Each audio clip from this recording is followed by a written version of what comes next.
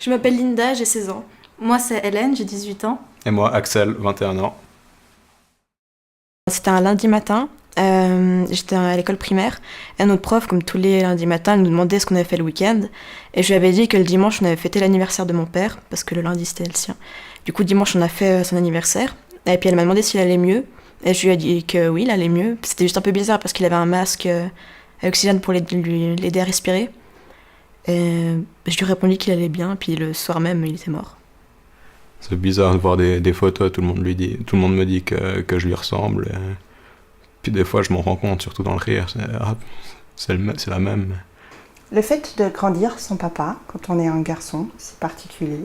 Mhm. Qu'est-ce qui manque? Peut-être un exemple. Mais je me dis que lui, il a aussi perdu son père très jeune. Donc je me dis, s'il a réussi, je vais aussi le faire. Essayer d'être aussi quelqu'un de bien. C'est le souvenir que j'ai, un bon père. J'ai envie de prendre exemple pour être aussi quelqu'un de bien.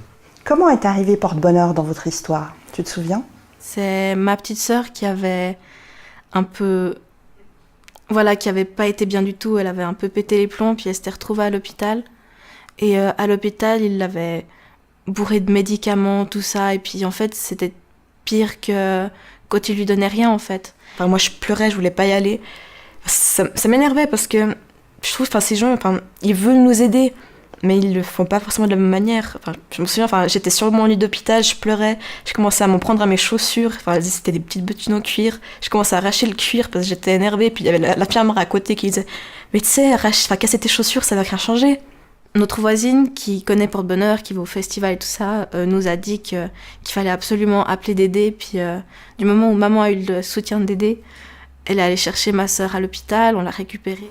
Et qu'est-ce que tu as fait avec Porte-Bonheur depuis que tu en fais partie? Alors, les sorties au long de l'année, type karting, les matchs du LHC, mais aussi au tout début, on est parti une semaine à Londres avec ma mère et mes sœurs. Porte-Bonheur, on retrouve vraiment cet aspect de famille, où bien sûr on a perdu un membre de notre famille directement, mais on en trouve une autre en fait. T'as l'impression alors qu'il y a vraiment un lien d'amour entre vous, Vous êtes des frères et sœurs en fait finalement. Oui, il y a cette chose, une bulle de protection entre nous. Puis même si on se connaît depuis quelques heures, on veut se protéger. S'il y a quelque chose qui va pas, on en parle. Des fois, on parle entre nous de notre expérience. Puis dès qu'il y a quelqu'un de nouveau qui entre dans l'association, on va vers lui puis on lui demande... On veut pas la forcer bien sûr, mais on la prend un peu sous notre aile. Puis on l'amène dans notre bulle. Et aujourd'hui, est-ce que tu as l'impression que Porte-Bonheur t'apporte aussi ça, cette possibilité finalement de construire et créer des souvenirs? Ouais, des souvenirs, oui. C'est différent, mais ouais. Pourquoi différent? Parce que c'est clair que ça va pas remplacer mon père, mais ouais, c'est une fabrique à bons souvenirs. Pour soutenir Porte-Bonheur, vous pouvez aller là. Non, c'est là. Mais elle dit n'importe quoi, c'est là.